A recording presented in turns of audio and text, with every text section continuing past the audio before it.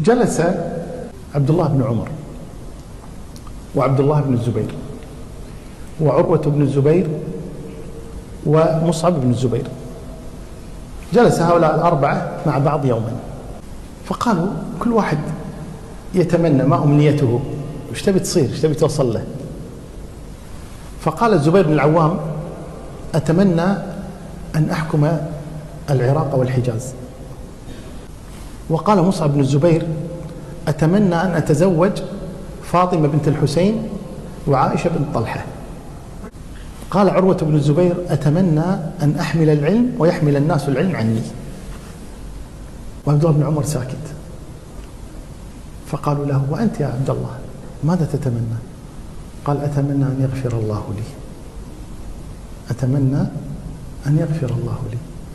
يقول عبد الملك بن عمير راوي هذه القصة، يقول: